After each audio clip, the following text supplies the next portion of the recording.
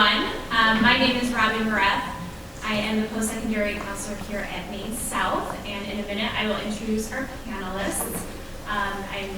We are recording this, so just in case you're wondering, our wonderful student intern Evan Sauer is here to record us. We're in our newly renovated theater here at Maine South under the direction of Mr. Pat Sadisha. So this is a nice new-ish space to be in. It looks beautiful. So welcome to our first of 3 CCRC academies. So this started as a Maine South kind of only event, and this year with my counterparts we decided to make this a district event. So there will be 2 others, and we'll talk more about those as we go through the evening. But our first edition is Finding the Fit, How to Research and Explore Post-High School Options. Again, I'm Robin Moretz here at Maine South. I want to introduce my counterparts at Maine East and Maine West. If you want to stand, Mr. Alan Ibrahimovich from Maine East and Ms. Sarah Holmes from Maine West are also here joining me tonight. So we are in each of the buildings. We provide programming and counseling related to the post-secondary search, in addition to collaborating with our school counselors as well. So we welcome you to tonight's event. So I just want to ground us in the mission of District 207. We really believe in getting it right for every student, and realizing what that means for each student is very different. So all of you are on a different path. It may lead to the same type of place, and it may not. So we want to celebrate everybody's choices and everybody's paths. If you really want to dig deeper, there is a 5-year planning guide that goes into more depth about how we deliver our services to our students. We definitely use the advisory part of our school day every Wednesday to deliver a lot of this curriculum, this post-secondary curriculum, as well as social, emotional, and some other information that we need to get out to our students. But our career advisement really does begin as early as 8th grade. If you remember back to when you entered, you met with a school counselor to choose your classes, and that's really where the programming begins in earnest. And then again, goes all the way through the 4 years upon graduation. I know that we have 9th graders, 10th graders, and 11th graders here in the audience, so kind of wherever you are in the process is where you are. So nobody's behind. The idea with tonight is just to help you, if you haven't yet already started thinking about life after high school, what you should be thinking about, and resources to help you with that planning. So our agenda for this evening is as follows. In a minute, I will I'll have our panelists introduce themselves. We'll talk about the different post-high school options. Obviously, we have 2-year and 4-year colleges represented, so we're going to be concentrating on that pathway a little bit more tonight, but there are different ones as well to explore.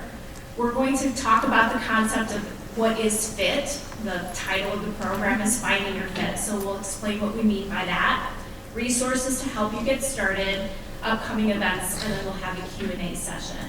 So I do like to begin and end on time as much as possible, so we are scheduled to be here until about 8 o'clock tonight. So with that, I'm going to have our panelists introduce themselves alphabetically by their institution. We'll begin with Ruben. All right. Good evening. How you guys doing today? Good. All right. Just want to make sure you guys are awake and understanding everything else. But my name is Ruben Brown. I'm our director for undergraduate pathways. But what I do is I represent Dominican University. With Dominican University, we are a small private liberal arts college, Catholic college. We're probably about 20-25 minutes away from here. We have roughly about 2,100 students attend. Average class size 16:1, 11:1 student-teacher ratio. Being a private liberal arts school, we have over 50 different majors, but our number one major that most students go into is called I don't know, or undecided. And it's okay, especially for the students that are here that might be 9th graders and parents ask them what they want to major in. It's okay, you still have time. One of the things I like to talk about Dominicans that every student that comes here has an academic advisor and also a peer advisor to help navigate that college journey. And then also at Dominican, we also have something called a parent academy as well for parents to be able to join that growth for their students as well too here at Dominican. Highlighting some of our top 3 majors, it will be business, nursing, and psychology, and also computer science. We do have a direct entry nursing program here at Dominican and connected with 20 area hospitals as well too. For my student athletes that might be in the crowd, we are Division III for athletics, and I know there's a question down the line to talk about that as well. But then also we have 35 different clubs and organizations for students to be involved with. So pleased to be part of this panel, and I'll pass it along to my colleague. So, good afternoon, or good evening, everyone. Sorry, I've been reviewing applications all day today. My name is Scott Carlson. I am the Regional Assistant Director of Admissions for Elon University. If you're not familiar with Elon University, we're located in North Carolina. We're located between the major cities of Greensboro, Raleigh, and Durham, so by like Chapel Hill, Duke, Wake Forest, you're familiar with kind of those bigger ESPN colleges. But we are a liberal arts school of 4 years. With about 6,400 undergraduate students, and the majority of our students are coming from out of state, and I was really excited because last year Illinois was actually in our top 10, which is pretty cool to see more Illinois kids find their way down to North Carolina. But I would say the 2 big things to know about our institution is that 1, this is our 3rd year in a row being ranked #1 in the country for undergraduate teaching excellence. So our faculty are just truly amazing mentors and resources for our students throughout their 4 years. And I think it also really does help that we have a cap size on every single class at 33 students. So we have no classes in a setting like this. All of them are kept in high school sized classrooms for our students to get that nice engaged discussion learning with their faculty there, as we're 100% faculty led. The other big thing to know about us is that we're really firm believers in experiential learning. We have our 5 experiences, which is study abroad, internships, research, service learning, and leadership. In order to graduate from Elon, students have to do at least 2 out of the 5. We want them actively building up their resume throughout their 4 years while they're on our campus. In terms of our majors, we have over 70 that you can choose between. They're divided between our 5 different colleges, which is our Love School of Business, our School of Communications, our School of Health Sciences. We have our Williams School of Education, as well as, I'm forgetting one, which is our Elon College of the Arts and Sciences. How to forget it? It's our largest on campus. And then lastly, it's always good to know, since you're going to college for a reason, we're trying to get you a job or into a graduate program, with 96% of our students being employed upon graduation, leaving our institution. I think it's always good that we're getting you where you want to go. Good afternoon. No, good evening. Hello?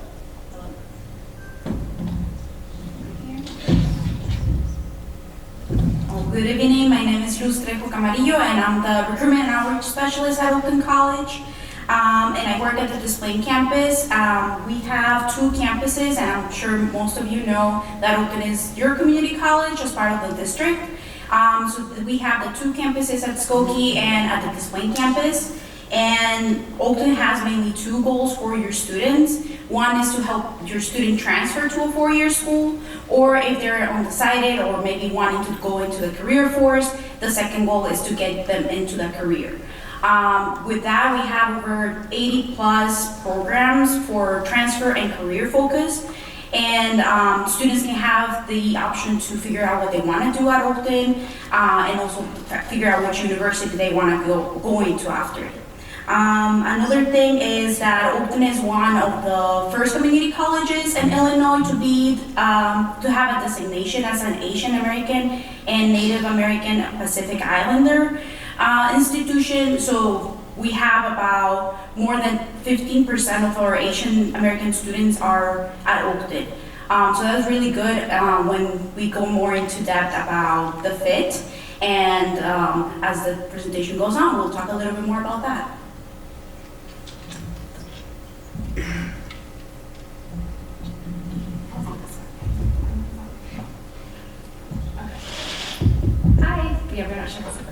Hi, good evening. My name is Jennifer Trubis. I am one of the Assistant Directors of Admission at Purdue University. I am based here in the Chicago area for Purdue. So for those interested in Purdue, I am the Purdue counselor for the main high schools.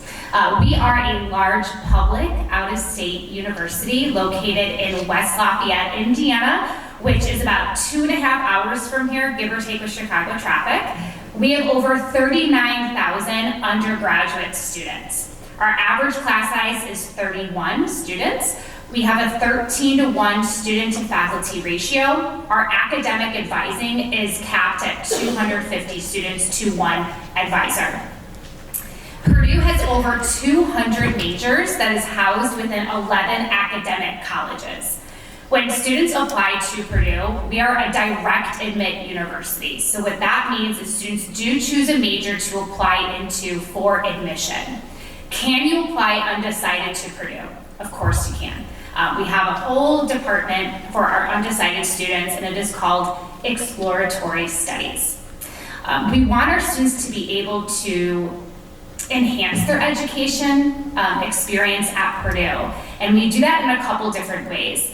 Our majors are customizable. You can double major in a different major outside of your academic college. You can minor in an area outside of your academic college. But we also have degree in 3, which means some of our majors you can graduate in 3 years. We have different certificate programs. Our most popular is our entrepreneurship certificate program. It's kind of like a minor, but you can tack it on to any major at Purdue. And then we also have our Degree Plus programs, which is a partnership between our College of Liberal Arts and the other 10 academic colleges on Purdue's campus. Some of our most popular majors at Purdue is engineering, computer science, business, nursing, and our 2 professional schools, pharmacy, and our School of Veterinary Medicine. We want students to be able to, again, enhance their academic experience, and one way they can do that is through the John Martinson Honors College, which is a top 20 honors program in the nation. In the honors courses, they are geared towards leadership, global engagement, interdisciplinary academics, and research. We have over 400 different study abroad opportunities in over 60 countries, as well as we are a Tier 1 research institution.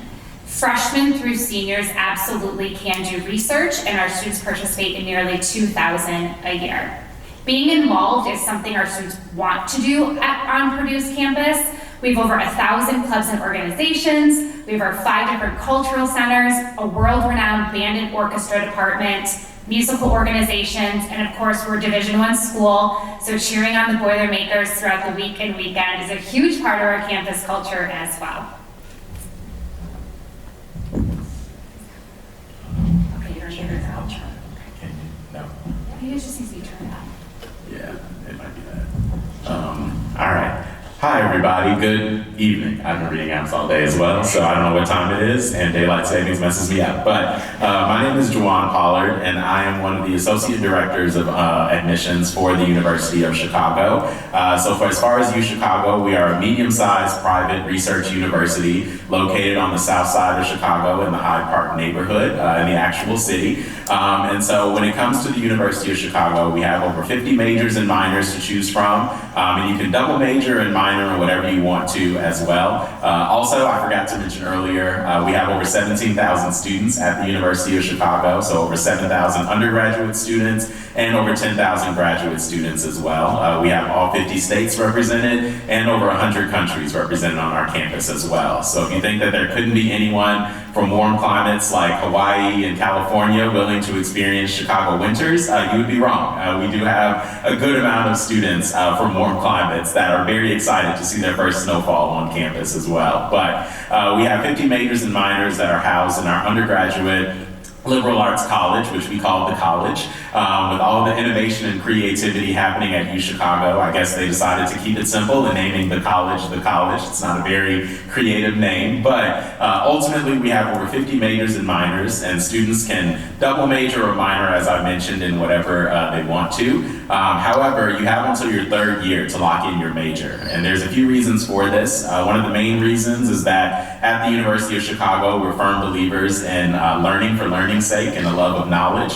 And so for us, the first third of your college career is going to be spent in something called the core. The core, this is foundational coursework that every student takes in 8 academic areas. So those include the physical sciences, those include humanities, social science, etc.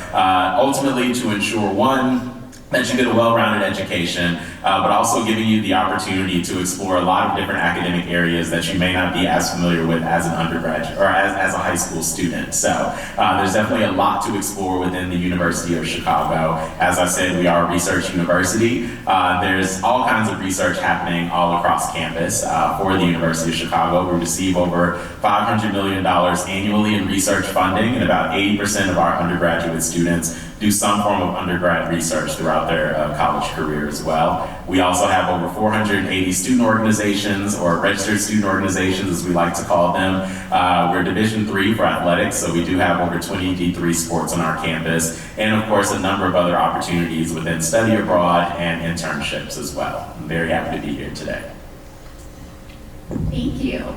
What a great variety of institutions we have represented, which really does showcase where our students, all 3 of our high schools, are applying to a huge variety of schools, majority being in the Midwest, but our students will travel, not just to North Carolina, but to other parts of the country and also the world as well. So in terms of what our graduates are doing, most of them are attending a 2-year or 4-year college. So we have our 2-year Oakton College here, representing the majority of where our students would go for community college. Although I also want to mention that there is a slice of students who would attend Triton College as their community college. It is also possible to attend other community colleges. However, our district is Oakton or Triton, and so there is that discount factor, I guess, for being an in-district resident. The majority of our students do look at 4-year colleges, and that's across all 3 of the high schools, although 20% here at Maine South do attend Oakton first, and then typically go on to transfer to a 4-year university.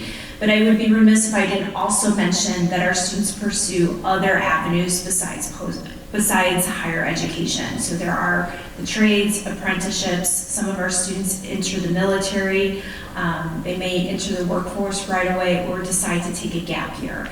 So the way that our curriculum and our post-secondary advising is designed is to help students explore any and all of these paths. It is not uncommon for a student to come and meet with myself or my counterparts and say, I'm not quite sure what I want to do after high school. I've thought about A, B, and C. And they may be similar or they may be very different. And so we help them find the resources and find the experiences to get to a place where they are making that decision confidently during their senior year.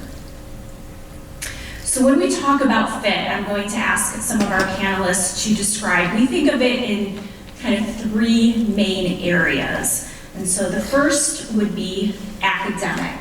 So if I could have Jennifer, and I apologize that my slides are a little bit off on their formatting here, but I think we get the idea.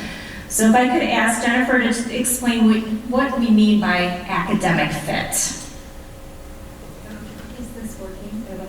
Can you hear me okay? Yes, you can. Okay, good. Okay, I think she can talk about it. Okay, great. Hopefully I get this right for academics. So anybody else is welcome to chime in. But I think what we mean by academic fit is in terms of your majors, right? So one, does the university offer the programs that you are considering? Or do they offer you an undecided option in terms of how they can help you explore the majors that you are interested in as well. Academically, it could also be the class sizes. Are you looking for a college that has, guaranteed it's capped at 35 students, 33 students, or are you okay going to a larger university where there may be some larger lecture halls accompanied with smaller classes as well? Also, in terms of academics, what type of academic support may you need while you're in college, whether you need it now and will continue to need it, or you just will end up needing it for maybe help with time management, or there's just a notorious really hard class. What type of academic support does the school have as well? Do you want me to talk about experiential learning? Yeah, that would be great. Okay, great.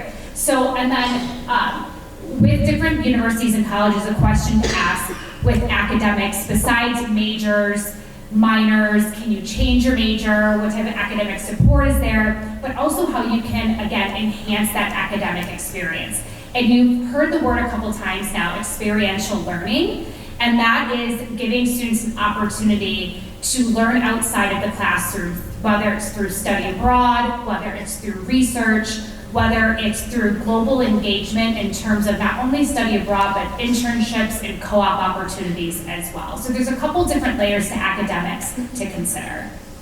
And I think it may seem obvious, of course, when you're researching to look at the academics, and we sometimes think of just majors and minors, but I think the experiential piece, the career services piece, is also really important. And just to kind of prove a point or give an example here, how many of you have nursing as a major?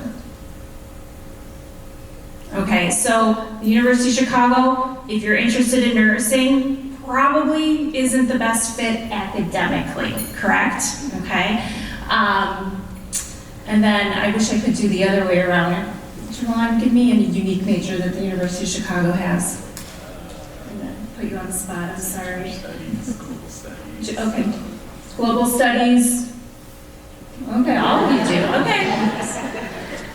But I think part of, if I had, sometimes students will look, I'm going to use an example that doesn't really apply to any of these 5 institutions. Well, it might, but not a specific example that I had with a student recently. But he wanted to major in K through 12 physical education. He wanted to be a PE teacher.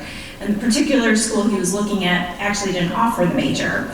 And so we discussed how maybe that wasn't going to be the best academic fit for him. So even though the school, he had thought of it in terms of maybe the social aspect and perhaps the financial aspect, which we'll discuss soon here, it wasn't maybe the best academic fit because he was pretty much 100% sure he wanted to be a PE major. So these are just things to kind of look at. And then conversely, academically, if you don't have a major or minor, you should be looking at opportunities. Does it have anything that you're interested in? And when do you have to declare? So maybe you could speak about, if you do come in undecided, when's the typical time frame to have to declare a major? Sure. So we have, our undecided program is called Exploratory Studies. It's a structured undecided program that allows students to take classes in their different areas of interest. They get to shadow occupations that they're considering. There's a class taught by an academic advisor. Our students can only be in exploratory studies for 2 years. So they have to choose a major by their junior year. Typically, our students will transition out of exploratory studies for their sophomore year. And just to, so if you are undecided, a question you do need to ask is, how can your undecided program, again, help me figure out what it is I do want to do? Or maybe you're between a couple different majors. So I hope that explains it. I think so. And we can take Q&A at the end for any and all of these topics that we covered tonight. Let's talk about the social fit. Joanne, could you explain what that means? Yeah, so can everyone hear me okay? Yes. All right, cool. Yeah, we got to use our teacher voices for this mic. But overall, when it comes to the social fit, so one of the things I really appreciate about the college process is that to a certain degree, it's a choose your own adventure. And part of that is, for the first time for a lot of students, they get to decide what kind of environment that they want to be in. That includes what kinds of, for lack of a better way to say it, what kind of vibe do they want for their, do they want to be immersed in for their college experience? And so when you're thinking about social fit, you definitely want to think about, say, student organizations and, what's offered. As you heard from a number of our institutions, we have hundreds of organizations for you to get involved in within each of us. But ultimately, you really want to think, start there and just kind of look at what kinds of organizations are involved, what kinds of things do I want to be involved in. Just to give you all an example, when I was in high school, I really wanted to go to a school that had a fencing club. And I did go to a school, I didn't attend the University of Chicago, but I did go to a school that had a fencing club. Did I ever do fencing in my life in high school or college? I did not, but I just thought it was a really cool thing, right? So maybe not the best example, but ultimately, I think when it comes to social fit, you really want to think about what kind of environment you want to be in. You want to think about what kinds of organizations you can get involved in, but also even beyond that, what's there to do outside of the academic piece and outside of those designated student organizations? What do students do for fun over the weekends? What is there to do within the surrounding area? And I know we'll get into location a little bit in just a bit, so I don't want to steal too much of that thunder, but thinking about the surrounding area of the campus, do you want to be surrounded by a lot of restaurants or a movie theater, or is Chipotle that important to you, or Cane's, for that matter, that you want to be next to some of your favorite restaurants that you have, while you're in high school. So really thinking about that. And I think one of the best ways to figure out the social fit, of course, you can look online and you can see what kinds of student organizations. I would also encourage students to check out social media, even following, school newspapers, social media websites or different things like that. But honestly, and I'm sure you'll hear this a few times tonight, one of the most important things to figure out social fit is to actually physically visit that institution that you're interested in. I'm a firm believer that visiting institutions is one of the most important parts in the college process because you can only glean so much from a website or a brochure. The sun's always shining, the grass is always green, it's never snowing, but it's important to just kind of step foot on that campus and really see whether or not it's a place you can see yourself for the next 4 years or more for that matter as well. And while you're there, definitely connecting to different students and pulling students aside and asking them, how do you like your experience? What's your favorite thing? What's your least favorite thing? And sometimes by visiting that campus, even from being on campus and walking around, you kind of get an idea of oh wow, all the students seem really friendly here, or wow, these students really don't want to talk to me right now. And that can play a factor in social fit as well. So social is a little bit more elusive than academic and financial because it's a little bit more subjective. But ultimately, it's about really getting a feel for that campus and where you would fit in on that campus and how you could see yourself there. Okay, great advice on both academic and social. So last but not least, Ruben, can you talk about financial? And I didn't put it last because it's the least important. For some, it might be the most important. With financial fit, I know it's cumbersome, and I think a lot of students, when they come to college fairs or parents come and you ask that question hey, what is your tuition room and board? $50,000. And then everybody's eyes don't light up. They kind of just close their eyes and it's how are we going to pay for that? Where I think the best part about the financial fit is being able to advocate for yourself, but being able to work with admission counselors and financial aid counselors to see where it is. We're not just going to say you're paying $48,000 or $50,000, but a lot of times your students and the students will be able to get scholarship money, merit-based scholarships ranging from their GPA, or some schools might be GPA and test scores as well too. But then also students, that I always tell students, is that be able to look at some other financial resources. So there might be resources outside from applying for a scholarship because maybe you love Raising Cane's and maybe you have a Raising Cane's scholarship of $500 that you can apply for, and that's money in your pocket. But being able to leverage some different resources within regards to financial aid. Now, I know there's no seniors in here, but as they just released, students can file their FAFSA around December 31st when they release, everything else. But being right now, while you guys are here, I always suggest that students reach out and look at different scholarship opportunities and programs. And there's a lot of different resources out there that you can actually technically apply now, even though you're not a senior, to be able to see kind of the timeline, and then also creating yourself a scholarship calendar so you know that, hey, if that Raising Cane's scholarship opens up January 1st, you want to make sure you have that available and have your essays as well too.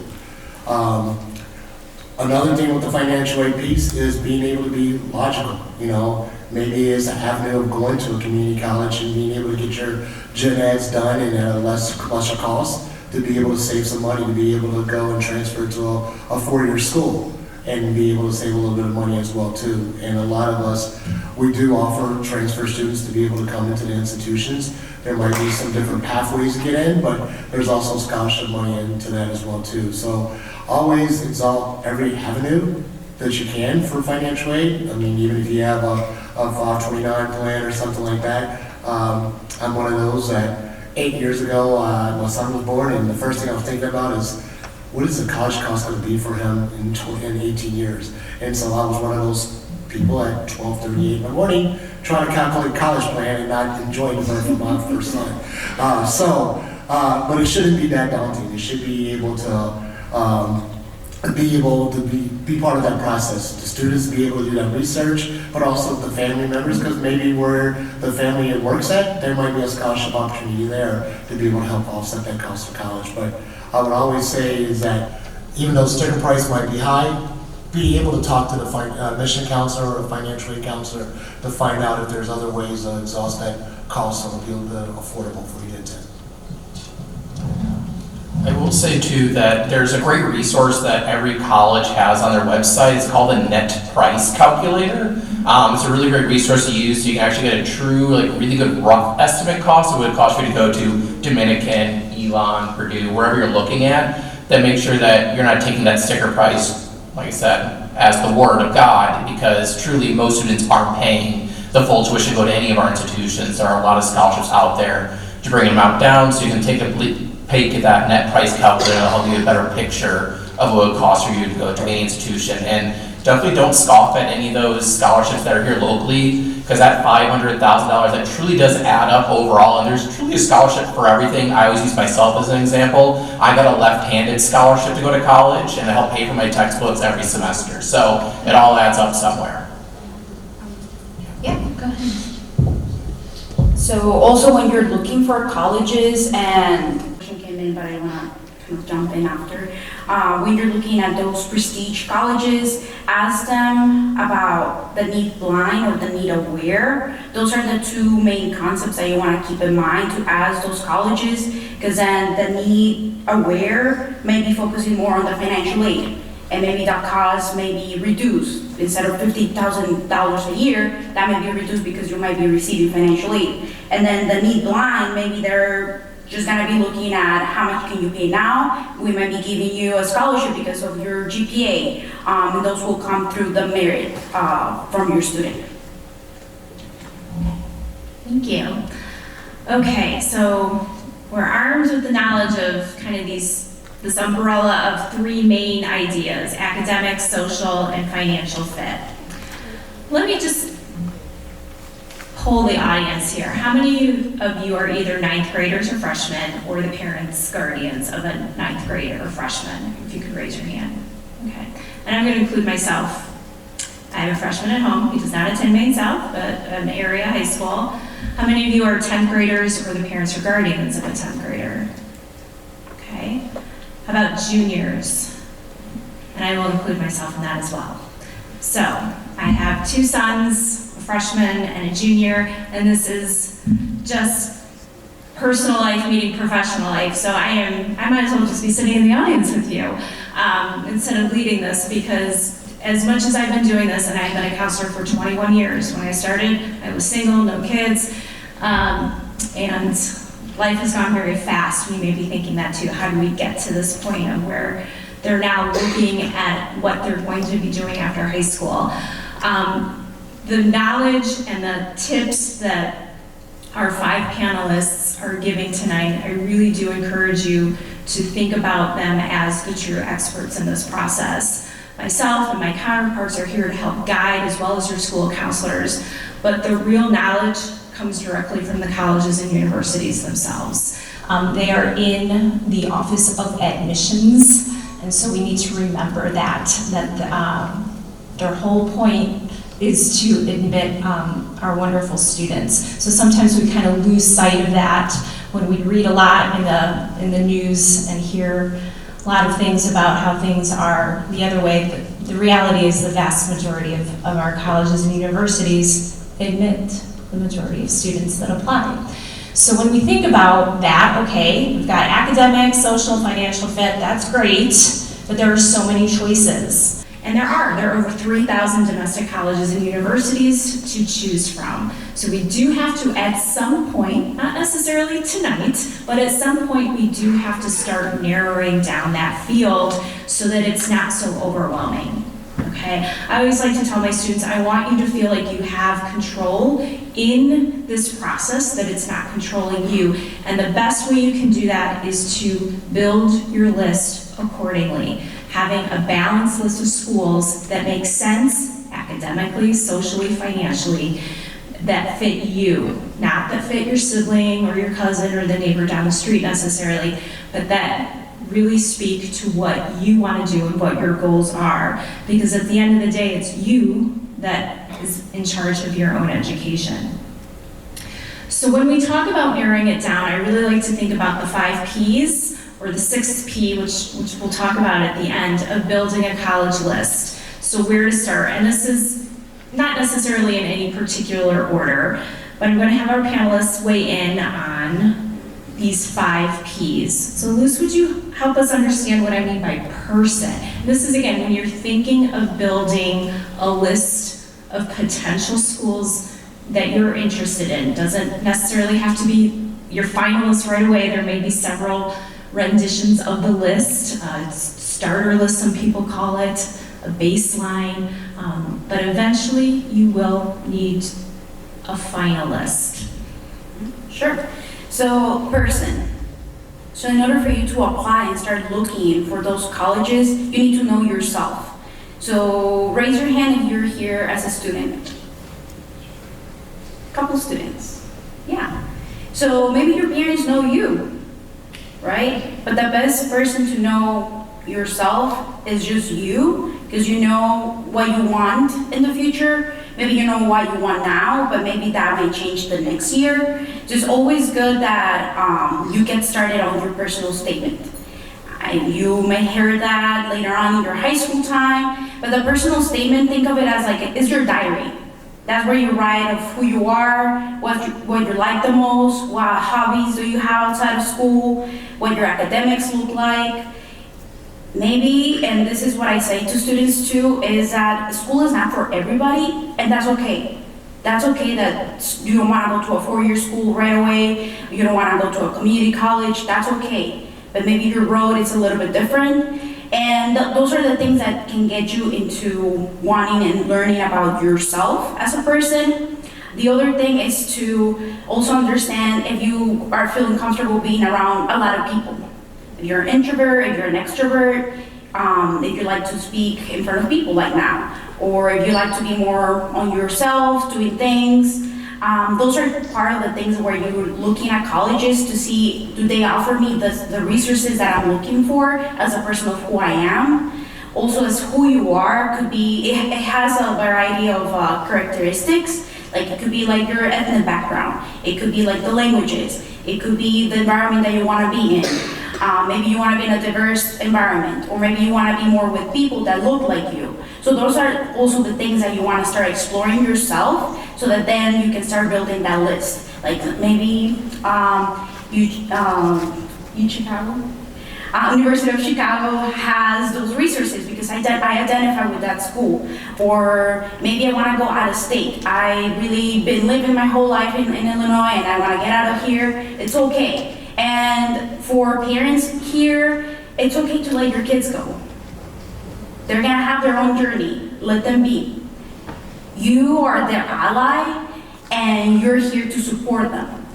And you probably want them to be a specific person, but they're also trying to figure out who they are. So just be as an ally, support them along the way, but don't try to pressure them a lot, because then that takes it down who the student is, truly. And last thing about the person is that it's okay for you to change who you are. It's okay. I was not an introvert, an extrovert as how I am right now. I was a 100% introvert, and here I am. So you will be changing, and the change is okay too. How about the program? Which we may kind of intersect with some of the thoughts that we've talked about before. But Ruben, can you talk about the program in terms of creating a list? Yeah. You know, as I kind of joked that our number one unofficial major is I don't know, undecided, but also thinking about like the program that you might be interested in. You know, if you're saying that, you know, I really want to be interior designer, but I really love school A, but it doesn't have interior design. Maybe talking to that college to say, you know, I have an interest in interior design. Is there a pathways or a program that might be able to cater that? And trust me, a college will tell you, like, no, we don't have anything. If that's what you want to do, maybe there's a suggestion of a college that has that program or program or pathways program for you. But the program is trying to figure out what pathways you want to lead into. That everybody's favorite question: what is your dream job, or what is your dream goal? I'm over almost close to 50 years old. I still don't know what my dream job is, but I feel like I'm in it. But being able to try to figure out as an 18-year-old, 17, 18-year-old of like, what is my dream job or what is my passion, what I want to go into. Does that school have that or can create an opportunity for you? And a lot of times you might not think about it. You know, I'm thinking about myself when I was going to college, I wanted to go into political science and everything else. That was the major I wanted to go into. That's what I wanted to be since I was 6 years old. But epiphany hit me my sophomore year in one of my classes. And it was like, you know what, I'm gonna choose another route, you know, and everything else. But being able to have, I knew what program I wanted to, but being able to know that, hey, there's other routes that I wanted to go to, or a plan B, is being able to find out those different programs that you have. Also, in regards to programs, as you guys are 9th and 10th or 11th graders, check with the colleges that might have like a summer program that you can be a part of, you know, like a health science camp or a business camp or art or something like that, to be able to explore, so you kind of get a chance to be able to understand that as well. Also, I know it's not a P, but internship opportunities as a high school student or J, a job, to see if there's something that you might be able to look at and see if you can kind of create your pathways or figure out if that's a program for you. But you know, it's always good to be open-minded, but it's also good to say, hey, this is the program that I'm looking to do. Does this college have it? And if they don't have it, I'm sure they're going to suggest you another route or another college or institution to be able to blaze that program that you're looking to go into.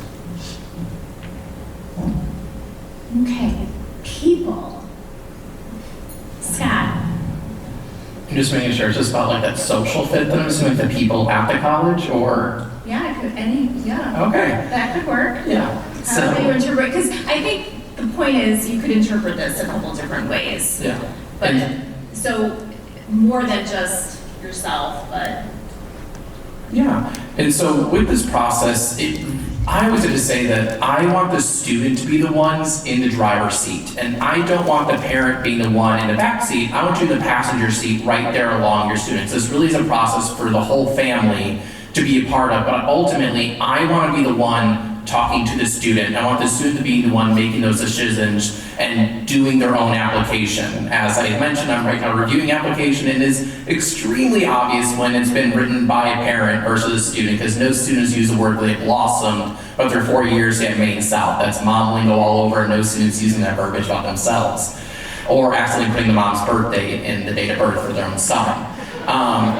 So it is a collective effort with the family being a part of this process, but I do want the student themselves being the one that is going through this process, deciding where they're going, looking at the colleges, and not just being like looking at like where the parents went, because I went and visited where my parents went. It was not the right fit for me at all. I ultimately decided to go out of state. It was a better fit for me than where my parents went. So I definitely want the student having that active voice to be there, but the parents still being a part of the process, ask the key questions like financial aid that the students are not asking when they're going through this process. But by far, I think Jawan hit the nail on the head with social fit, is that people at the college is a really big aspect of your college decision, and I think that's why it's probably the most crucial of getting to the campus in person for a visit, because you can't get a good like vibe check with the students at a college by looking online, virtually at booklets, because we all have that cheesy photo of the white kid playing frisbee with the black kid, as well as the kid who's disabled cheering them on. Like, we all have that in all of our booklets. And so you gotta get on campus or in person to see how it actually is. And I'll throw my former school under the bus, I think it's really funny, is the fact that the University of Illinois, they have no pictures of snow anywhere on their website, and we all know it does snow here in Illinois, so if you took it by face value on the website, you're gonna be pretty scared come December and January when white things are falling from the sky and you have no conclusion is gonna happen. So get there in person, see what it's like, interact with the students. I was stuck between two colleges and I couldn't really pick where I wanted to go because they're pretty similar on paper. So my mom and I went and we spent a full weekend at both colleges, and it really kind of helped me decide ultimately where I want to be, because I actually spent a longer period of time at college and got to interact with the students. I went around and walked around the student union to see what they're doing there, what traditions that school offers, to see if I like what traditions they're offering there, what big student organizations they're really big with, how big is their football stadium, we want a really big rah-rah cheer environment. Like, you can get a really good sense of the culture of a school to figure out if you're wanting what they're offering, if you're gonna fit in with those students. And I think it's good to know too, is that when it comes from his family setting, especially speaking from my own, is that it's okay that siblings are different.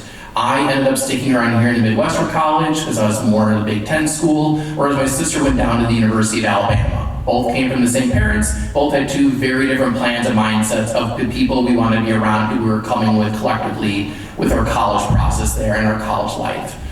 So definitely taking this process and being there in person will be really crucial, and really getting out there and trying to be your best extroverted self as you can to interact with the students on that campus there, because that'll really help you out with that whole social fit process. I'll also add faculty as people. You're going to be taking classes from professors, and so I always tell students, take a look at who's going to be teaching you. You can look up their profile, you can look up their resume and see all the research they've done and the publications they've been a part of. And I think that sometimes when it comes down to the end, that could be a deciding factor. I know that's a huge thing for some of our music performance majors. I mean, it's all about who's going to be their professor. And sometimes they're recruited in that way, right? But I think that's something that we get a lot. So, and the social piece is huge. Obviously, you're not, especially if your intention is to live on campus, you're going to be living not just with yourself, likely with a roommate or more, and then have that experience. But also the faculty piece, I think, is something to also consider. Joanne, can you talk about place? Yeah, so when you think about place, firstly, for parents, if your students are anything like me when I was in high school, if you ask them right now where ideally, what location would they want to be in for college, they would probably say as far away as possible from the house. But there is a practical element to think about when you're thinking about what location you want to be in. You really want to think about how far from home do you want to be. Do you want to be say in the immediate Chicagoland area, maybe even where you can commute from home, or do you want to go out of state? Do you want to maybe stay in state, but just not in the Chicagoland area? Thinking about, but even beyond that, beyond thinking about what region of the country do you want to be in, whether that's the South, the East Coast, the West Coast, or staying in the Midwest. You also want to think about, even within that, do you want to be in an urban environment? Do you want to be in a big city? Do you want to be in a smaller college town? So really thinking about location, there are a number of different factors to really think about, including like how will you get home for breaks, right? Like for Thanksgiving break, for different holiday breaks. I know for me, I went to school in the state of Missouri, and I'm originally from the city of Chicago. So I went 6 hours from home, so it was far enough where my parents couldn't come visit me every weekend, but close enough where I could get home if I really needed to. But one of the things that factored in for me was the fact that I have family in St. Louis and Kansas City, Missouri. And so I knew if I couldn't get the full 6 hours back to Chicago, both those cities are 2 hours from where I went to school for undergrad. And so ultimately, if I couldn't get all the way home, I knew I had family I could get to if I really needed to. But, really thinking about, do you want to, when it's time to come home, do you want it to be a short car ride? Do you want it to be a plane, train, or automobile, essentially, for you to be able to get home? And so you really want to kind of think about that. And, I know we keep hitting this over the head, but also thinking about visiting those institutions and really thinking about so say for example, if it's like, I know I want to be in the South, or I know a number of students in the Chicagoland area, or like I want to go somewhere where there's not snow. And I know the idea of conceptually of a warmer January is always ideal for us Midwesterners, but at the same time, you want to think about what the temperature is going to be in August when you step foot on campus as well. That might not be as pleasant in certain southern states for everyone to kind of deal with. So you really want to think about weather as well, and what's your ideal climate that you would like to be in. So. And I think within that, so Juwan mentioned 6 hours from home. So I recently, part of my job is to go out and visit campuses, as I tell and counsel my students to do. And I had the opportunity to visit the University of Missouri, also known as Mizzou, last month. And then just this past week, I was at the University of Connecticut. Both were 6 hours round trip from my house. I live a couple towns away. One, I will say I cheated, I did fly to both places, but one is a 6-hour car ride. The other one with the plane, and then an hour and a half plane ride and a 40-minute bus ride from Hartford, Connecticut to campus. They were both 6 hours, but very different locations, obviously, New England, Midwest, but also just in terms of when we talk about like a campus town, Columbia, where Mizzou is located, very much a campus town. Storrs, Connecticut, where the University of Connecticut or UConn is located, not a college. The college is the town. Like there was really nothing. It's basically farmland in the middle of the woods, very scenic. But you have to kind of think about that in terms of location and a 6-hour car ride and a 6-hour plane, bus, planes, trains, and automobiles, as we like to call it in my house. Think about what that is to get home and the cost of it too, right? Plane ride versus car ride. Okay, our last P, Jennifer, price. We touched on this a little bit. So we did talk about the financial fit. And when it comes to price, now is the time, if you haven't already, to have a conversation related as a family, right? Related to what is financing college going to look like for your family? What is the budget for your family with college expenses? And there's some things to take into consideration with that, right? Will you need to take out student loans to finance your investment in your education? Will you be applying for scholarships to help finance it? Will you potentially have to work while you're in college as well? The travel piece is important, right? We talked about the place. You want to take the travel cost into consideration when you're also looking at the college that you're going to be going to. Can you get there by maybe a shuttle bus? Can you get there by a car? Can you get there? Do you have to go by plane, right? So we're going to take those into consideration. But I think what I want to talk about with finances, and I know there's a question related to it, also the Q&A, is don't count a college out because of what you see the tuition and room and board price is. It is very, I don't like using the word normal, but I'm going to say very acceptable for students to apply to the universities or colleges they want to apply to. Get accepted to where they get accepted to. See what type of financial aid packages they receive. And perhaps make their decisions from there. As admission counselors, some of us are more involved in the financial aid process than others. For example, at Purdue, admission counselors are not involved in it. We have financial aid counselors that help our families understand how they can finance their investment in their education at Purdue. Some universities are really great about scholarships, awesome about scholarships that help offset maybe the tuition and the room and board. Purdue, for example, has frozen tuition for 12 years straight. Seniors, the last time seniors, they were in first grade, juniors, you were in kindergarten, and my freshmen and sophomores, you were in preschool the last time we raised tuition.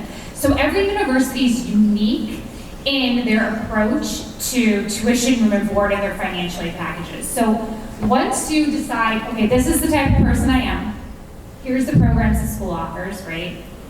Here's what the people are like. I think I can see myself there. This is the place I kind of want to be at. All right, now that financial fit. And so don't count out a university just because of the price. Make sure that you're having the discussion not only as a family, but then with the direct college itself for how you can finance it and what they can offer. That's great advice. And I will give you a little bit of context in terms of the timeline, roughly, with financial aid. For seniors, it's a completely different timeline because the FAFSA, which is the free application for federal student aid, which is the form that needs to be filled out to receive financial aid, that they've condensed the form and it has a later opening date than it normally does. So for our juniors, sophomores, and freshmen, it should go back to the normal opening date, we think, right? Of October 1st of the senior year. So there is nothing you can do in terms of officially filing any financial aid forms until your student is a senior. And it would be October 1st of the senior year when it opens. It doesn't close on October 1st. But if we think about the timeline with applications, it doesn't necessarily match up. So students are applying during fall. A lot of them do early application deadlines of like November 1st or November 15th. So we just kind of finished this big wave of early action deadlines with our seniors. So you can actually file financial aid forms before you even know if you've been accepted at a school. So it seems very backwards, and this is why the advice that they're giving is so critical, is to really seek out the cost of attendance, start looking it up, use the net price calculator that Scott mentioned earlier. Every college's website has to have a net price calculator on it. So you can just Google University of Chicago net price calculator and it'll pop up. Dominican net price calculator, it will pop up. Start doing the research now so that you're not a deer in the headlights come senior year. And that's, I mean, for me and just from my professional life and my personal life, when I talk to my friends and neighbors, they are like, I had no idea it cost so much money. I mean, I kind of knew, people say it's a lot, but I really, really didn't know until I saw those numbers. And yes, the sticker shock doesn't, or the sticker price doesn't necessarily mean that's your end price, but working backwards with that knowledge, just arm yourself with that knowledge. It's so critical because if a school is truly not within the family's budget, then the kindest thing to do for your student is to say, I'm sorry, honey, we just can't afford that school, it's off the table, and move on to the 3,000 other schools that will be potentially much more affordable, okay? These are conversations, I practice what I preach. These are conversations I'm having with my own junior son right now. And we're looking it up, and we're looking it up together, because I think it's something that they need to understand too as they go through this, how much the investment is, and whether that's going to be something that they're going to be paying for themselves or with help from the family or however that comes out. It's just a conversation that can't be had soon enough and over again. The last P, and I'll just kind of say this because this P has an asterisk because it's not important to everyone, but there is a prestige piece to some students' list. And usually it goes something like, I've taken really hard classes, I've been in all AP and honors classes, and I want to be accepted, I want to apply and be accepted into the best school that I can get into. And I just want to caution everyone that best means something different for everyone. And prestige might be a highly selective college, and it may be an honors college at a school. I know, how many of you have honors colleges at your school? Okay, so that's something that could be a definition of prestige for some students. For some students, it's not a consideration at all. But I always like to also say this has nothing to do with P's, but just because you're admissible doesn't mean that the school's affordable. So sometimes we have to drop that notion of what really prestige means and really think about what it is that you want and also what you need from a school, okay? Because that can be different for every student as well. Sometimes in my conversations, I hear what students are saying and it's not translating to the list. And so that's another thing that we kind of help them do is put these P's in perspective and context. Okay, so in order to help us with that search, great, now we've got all these P's and we're looking at all these different variables in the school search. What can we use to actually find these schools? And what we use is School Links here in District 207. So School Links is our career and college planning platform. Every student has access to it, and parents also have the opportunity to create a parent account, which I believe has gone out in terms of instructions. And if you are wondering how to find it, you can always contact me or my counterparts at East and West, depending on your home school, and we can help you. Get a parent account. But students use this. They use this a lot for course registration. So you may have heard about School Links with course registration, but it also is, like I mentioned, our career and college planning tool. And it does have a school search piece. So our juniors were introduced to this about 3 weeks ago or so at the end of October. Freshmen and sophomores can certainly utilize the college search piece as well. It's not just for juniors. You just haven't had the advisement on it yet, but you're welcome to find it. And you can filter. You can filter by major, you can filter by, if I go back to my P's, by program, by place, by price, by people, and in terms of clubs and organizations that the schools have. So it's a really great tool. There are other tools out there, but we do recommend that you start with School Links because eventually, if we move forward by senior year, this is also your application platform. So you will be using this to work with your actual college applications and transcripts and letters of recommendation and all that good stuff. So the more you use School Links now, just the more comfortable you'll be and the easier it will be once you get to senior year.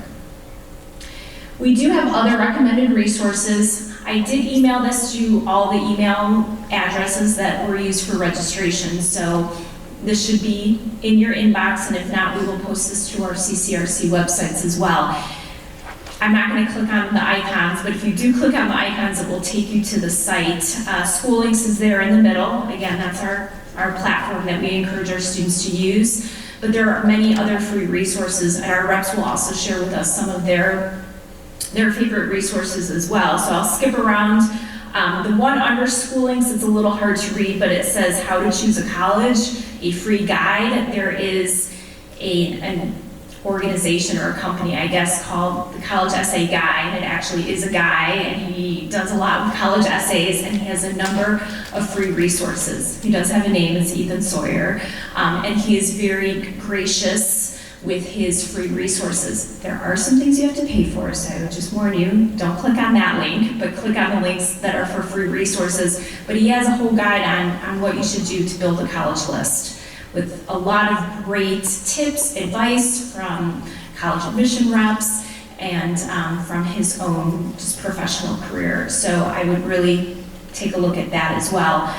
There's books, if you like physical books, that on the bottom left you'll see the FIS Guide to Colleges. I think there's a 2023 edition out right now.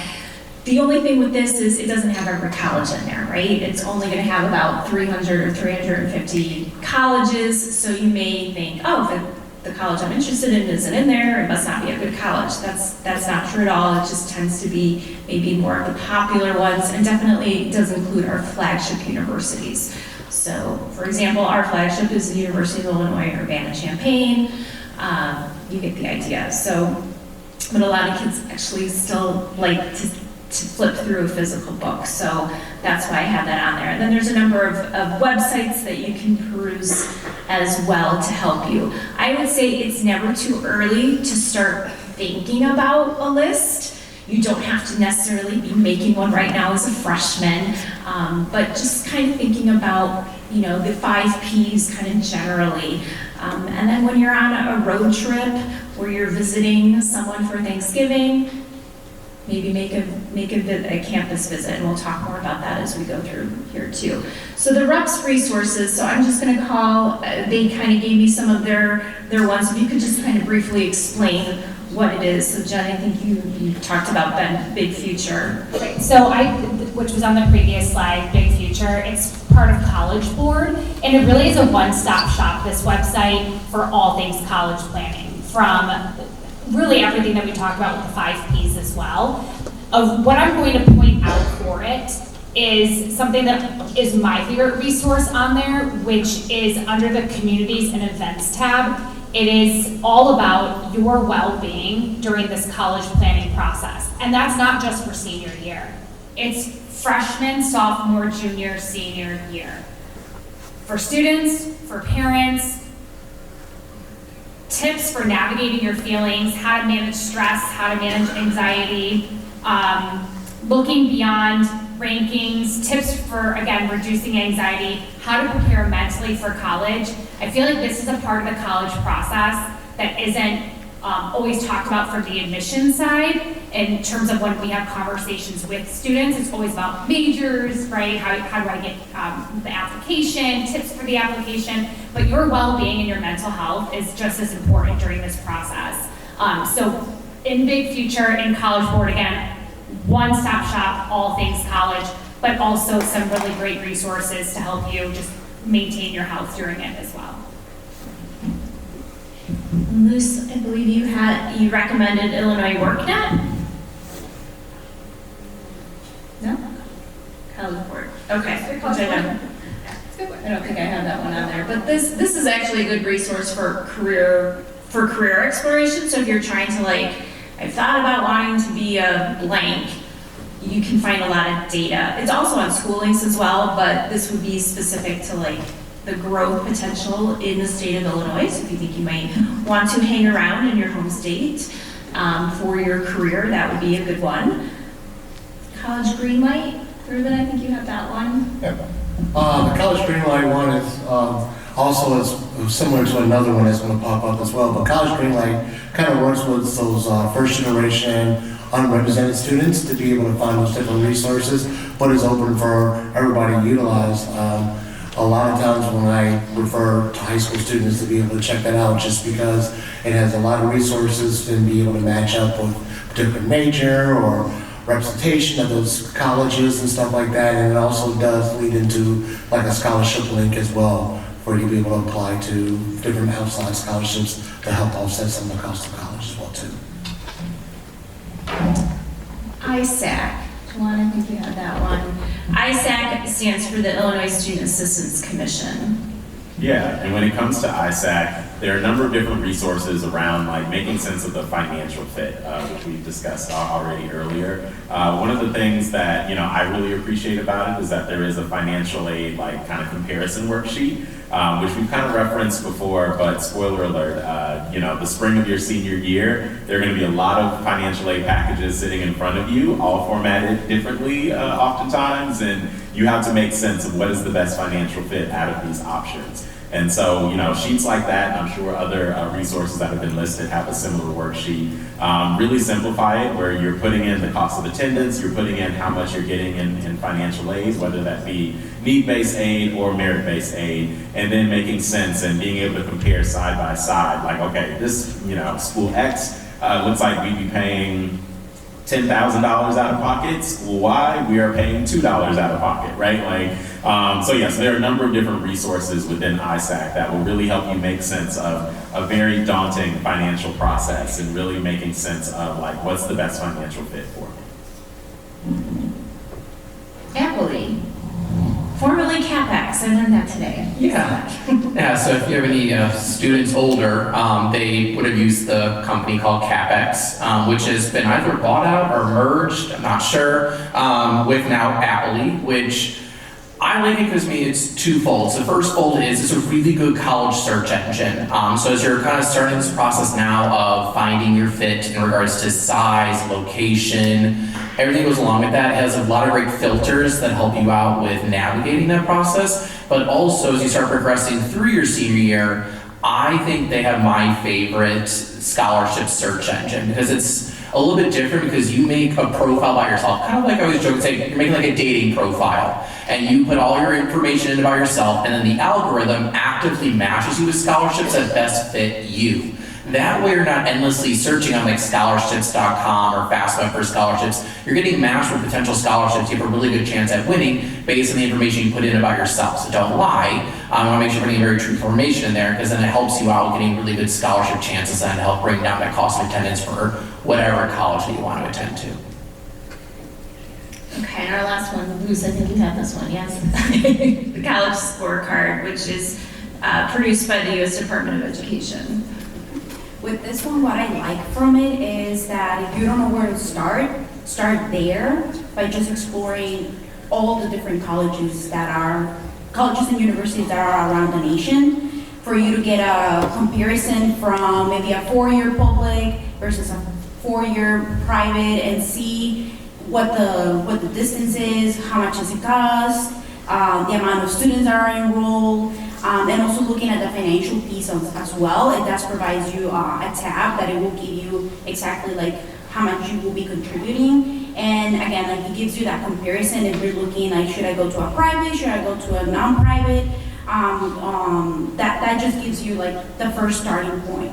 And then from what I like from it is that it is from the Department of Education, so it will give you a lot of resources as well for the financial aid piece.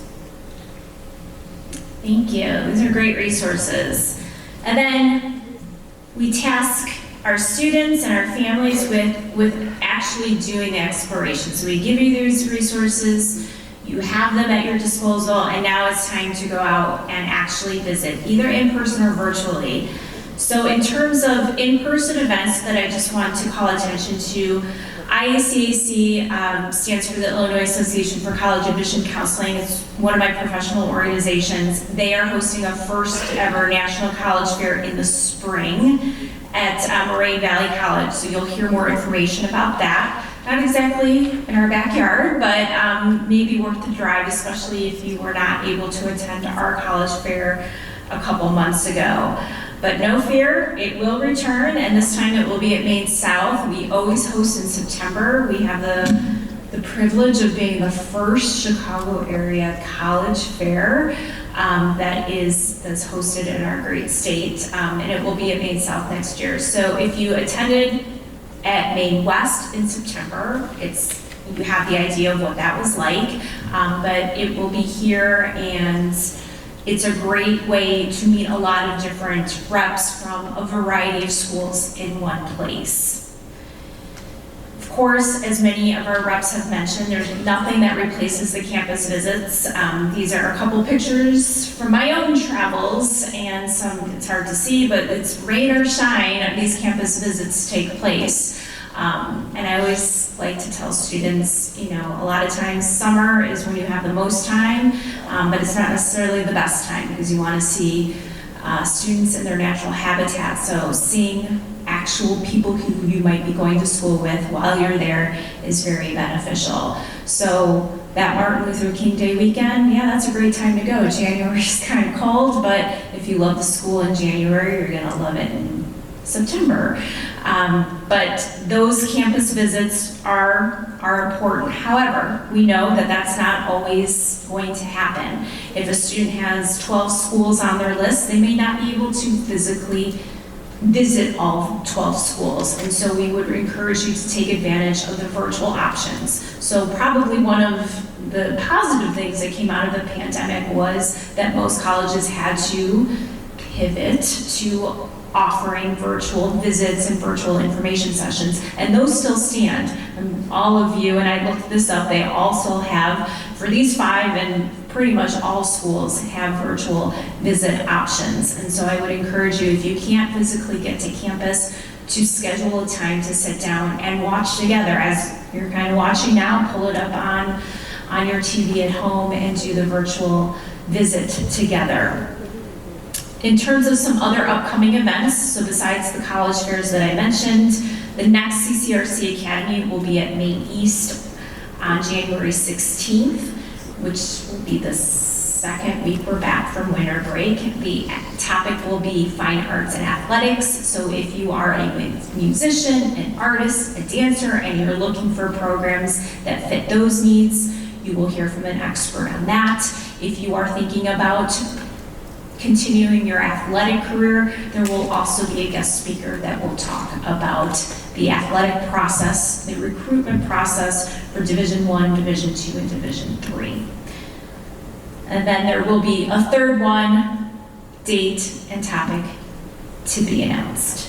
In March, we also host our college panels. So like we have a panel here, and we invite students to listen to, it's roughly 60 to 70 college reps will cycle through all 3 schools over the course of 2 days and provide information to students about their institutions and allow for them to ask questions. So it's a great event, and we just kind of borrow the college basketball theme of March Madness for that. As I mentioned earlier, college reps are the real experts. I'm going to ask each rep to share one piece of advice, a tip that they would like to share wherever you are in the process. What's your best piece of advice? And I'll start with Jawan down here. We'll go back, reverse alpha.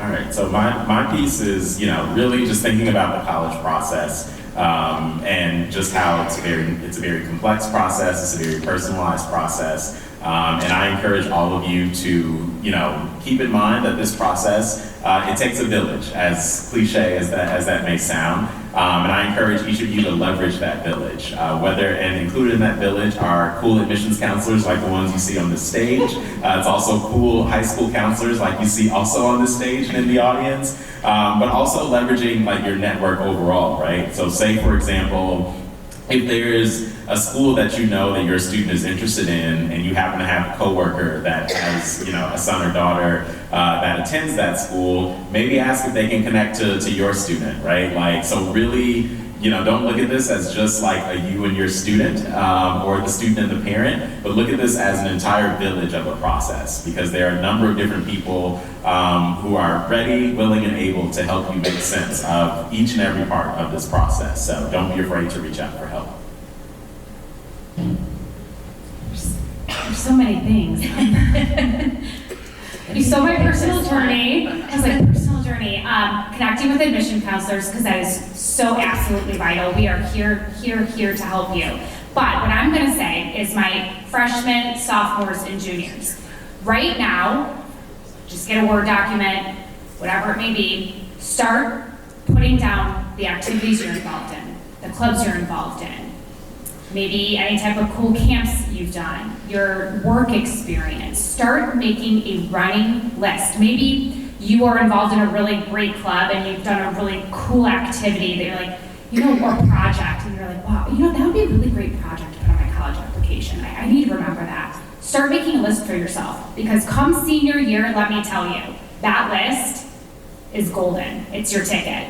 It's already going to be compiled for you. So my advice is start a running list of everything you're doing, so that way, senior year, when you need to fill out the activities section of your application, it's already right there for you to reference.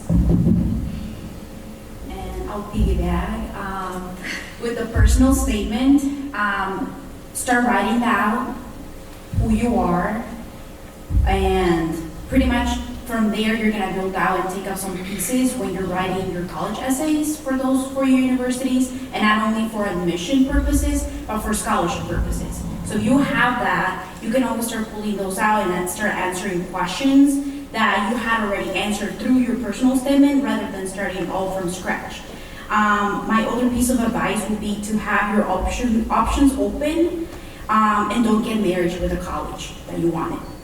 I say that because maybe students might be very excited to go into a specific college, and for some reason they were not able to get in. They tried their best, they were meeting with their counselors, and it just didn't happen. Or for some reason they couldn't go into that specific university. Just don't get married with the university. Have your options open, and be open from those options of what they're gonna offer you. So there are always two that I like to share. The first one you can use now, especially even as freshmen you can use this, is make a college-specific email.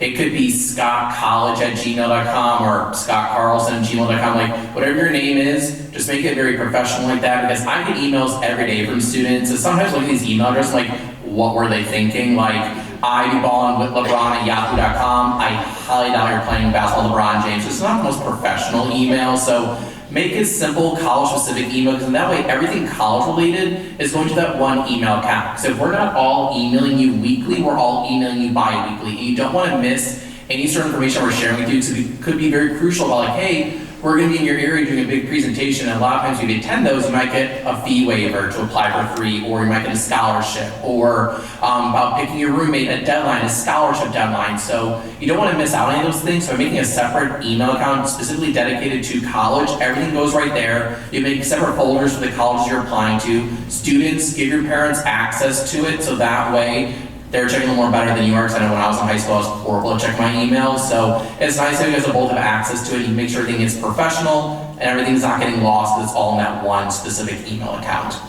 Another one that you'll use for later on when you're a senior is don't yuck someone else's yum. So during this process, everyone's finding their right fit. Whatever college it might be, don't be like, oh, you got admitted at Purdue, ugh, I hated that school. Like, don't do that. If they like that school, let them enjoy that experience. They're excited about it. So yeah, don't yuck someone else's yum. Let them be excited about the college you got admitted to. You be excited about the school that you got admitted to. I echo everybody's comments. I'm also going to go back to the campus visit piece.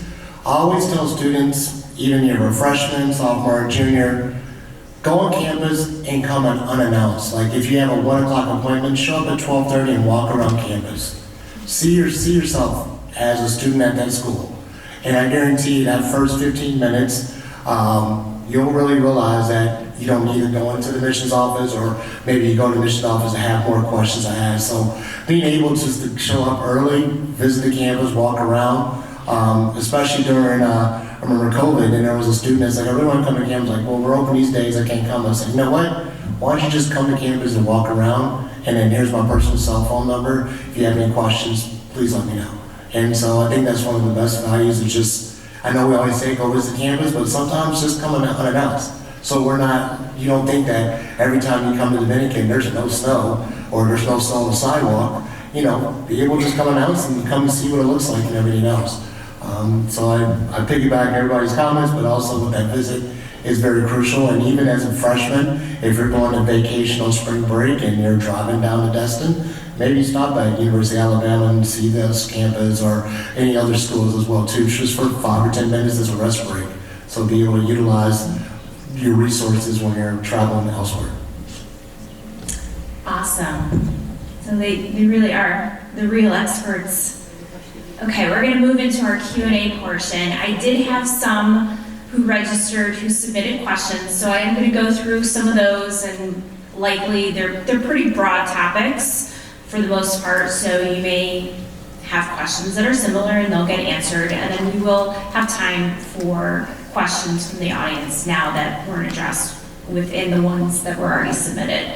So the first question is, how do we start preparing at the 9th grade level? We do have many 9th graders in the audience. So besides grades, which seems obvious, get good grades, and become involved with clubs, activities, athletics, etc., how else can they best prepare? So Jennifer, could you address that? Sure. And I do think this is relatable to 9th, 10th, and 11th grade. But I think specifically, since we're answering for 9th grade, now is the time to start building your relationship with your high school counselor. They are vital in helping you navigate not only high school, but preparing for whatever your experience is going to be post-high school as well.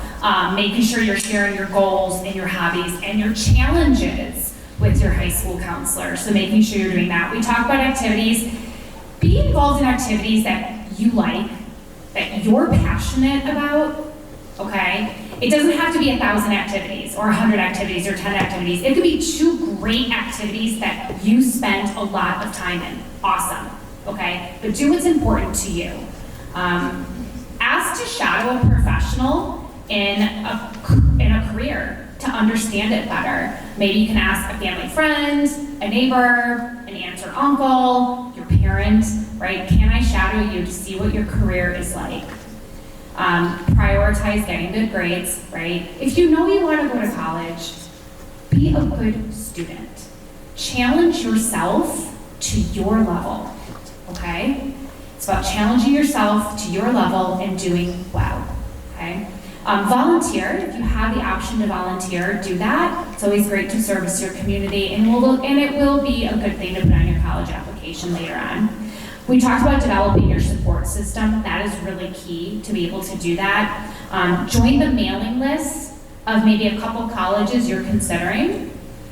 And the last one I'm going to end with is all colleges, not all, a lot of colleges have summer programs for high school students that you can start participating in as a rising sophomore. So you're a rising junior and rising senior, so over your summers. A lot of them are on campus, some of them are virtual. Might be a good way to start introducing yourself to the college experience. And then for my parents, something that you can start doing is also getting to know your student's counselor, your child's counselor, as well as planning road trips to visit colleges, which we've talked about, but also taking the time to have a conversation with your student about what their expectations are and what your expectations are of this college process. So that would be something in my mind that right now as a 9th grader or 10th or 11th you could be doing. And just so that you know, our resources in District 207, we do have a career coordinator at each of the high schools that work with students for job shadow opportunities, for example, and internships. So internship is a class, it's open to juniors and seniors, but think about that. So even if you're not old enough to be enrolled in an internship class, that's something that you can do potentially later on in your high school career. And that gives you great career experiences, because part of what we're trying to help you understand is your why before you go off to your wherever that destination is. And so to get those experiences, the best experiences you're going to get are in the classroom, choosing classes that are appropriate for the things that you're interested in, for the majors that you may be thinking about. And if not, if you take a class and you don't like it, okay, you didn't pay for it, right? You didn't spend a year at college taking classes that ultimately you're just not passionate or have zero interest in anymore. So having those experiences in high school, yes, we require a lot of core classes, but there is opportunity to explore, and our career coordinators are an excellent resource for our students as well. So this question, I'm probably going to start with Jawan from the University of Chicago, as it is our most highly selected school on the panel. So for highly competitive programs where most applicants have excellent grades and high test scores, what criteria make a student stand out in the admission process at your school? Yeah, so, honestly, we could fill all of our classes with academically talented students. It's everything else that gets us excited. And so, of course, yes, you will have to submit a transcript, and, we will look at that transcript, but it's everything else that we're really, zooming in on. And so when it comes to that, whether it's your extracurriculars that Jen just spoke on, and making sure that you're in extracurriculars that you can speak to, whether it's in interviews, whether it's in essays, then also your essays do matter as well. So those personal statements, no pressure, but pressure, those personal statements and supplemental essays, and really we just want to get an idea of who you are and what you're about. And so those essays are important. Also, your letters of recommendation. And so on top of making friends with your high school counselors, you should also be making friends with your teachers. If you get to senior year and every teacher is your mortal enemy, you have a problem in terms of your college application process. So it's the other stuff that we're really going to get excited about, because we really just want to learn about you as a person. And in terms of for specific programs, or for competitive majors or academic programs. Okay. But yeah, so for those competitive programs, you also want to keep in mind there may be certain supplemental essays that you have to write that may ask, why are you interested in this major? What experience do you have in a specific academic area? And so I think that's where the job shadow piece comes into play. That's where, you really get a chance, say if you're really into STEM, that's your opportunity to talk about, what experiences you have within STEM, like what attracts you to, biology or chemistry or physics or engineering as well. So I think beyond the academic piece, honestly, it's making sure that you have strong essays and making sure that students, you're having someone outside of your brain give you feedback on those essays and make sure that you're coming across the way that you want to come across. But then also your extracurriculars, making sure that you are involved in things that you can speak to and are very passionate about. And of course, those letters of recommendation from counselors and teachers are an important factor as well. I do want to put a little bit of an asterisk next to high test scores, just because I think we need to address the fact that not every college requires test scores. So if this is your first experience going through the college search and selection process, this may be news to you, and certainly very different than if you went to college yourself, very different experience. So what I mean by test scores would be the SAT or the ACT. For context, all of our juniors will take the SAT in April. It is a state requirement for public high school students to take the SAT. No score, no minimum score, they have to take it. They cannot substitute the ACT, which is another test that is also used for college admissions. However, even before the pandemic, there were many colleges who said test scores really give us no extra information. It's just a test on a Saturday or a day in school that they've taken it, and it doesn't give us more information. It doesn't predict success. And so they are test optional. In fact, the University of Chicago was a school that was test optional even before the pandemic hit. What happened with the pandemic is test centers closed like everything else, and so it became very difficult for students to get a test, because remember, we closed down in March, and so for almost a year, many test centers just weren't open, so colleges had to figure out what to do, and so most went test, I think all actually had to kind of go test optional. Since we've been coming out of the pandemic, some colleges have decided to return to requiring tests, but the vast majority still are test optional. And what that means is you can opt to send a test or not. I don't want this to turn into a testing program, but I just do want to note that there is a variety of schools that require test scores or not. And I don't want to pick on Purdue, but I do want to say Purdue does require a test score. So if Purdue is going to be on your list, you will need to send a score. Something that we do as counselors is really help our students understand if they are a test optional candidate or not. So I did this a lot with seniors this fall, to submit or not submit. That is the question. And for some schools, they do submit, some you have to, and some it just depends. I think what students need to do is understand that a test score could help, it could hurt, and it could be neutral. And it really just kind of depends on the school and their goals and potentially a major. And so there are a lot of nuances that definitely have the conversation with your counselor, and not necessarily somebody who doesn't work in admissions. And these, again, I'll point to our reps here, ask them to submit or not. Anyone else want to say anything about that? And then I will say too, just because I think it's good to know, is that I'll use my own university as an example, is that Elon as a whole, we're test optional except for nursing. So there are certain programs at a lot of colleges where they might be test optional as a whole, but nursing, maybe engineering, maybe business, usually those are the three culprits that might still require a test score for admission if you're wanting one of those programs. Or maybe you want to be considered for their honors program or college, you might need a test score for that, or maybe certain merit-based scholarship consideration. So I will say a great resource out there as you're starting to navigate this process now is called fairtest.org. It shows you what colleges are test optional, which ones are not, and if they are test optional, maybe there are certain things, like I mentioned, that they're not test optional for. So it kind of gives you a good early indicator on test optional or not, and then obviously things will change from year to year, so please always default to us for the most accurate answer. But as you're navigating right now early on, it's a great free resource to use called fairtest.org. And just so you know, we have 12 state public universities. All of them are test optional. It's actually a state law that was signed in a couple years ago by the governor. So they are test optional indefinitely. So that's all of our 12 public state universities. Many of our private schools, like Dominican, which is located in Illinois, is also test optional. It just happens to be a private institution. So those are things that you should be looking at. And one other caveat to it might, depending on the major, you still might need a test score. There are some colleges that attach scholarship consideration to a test score.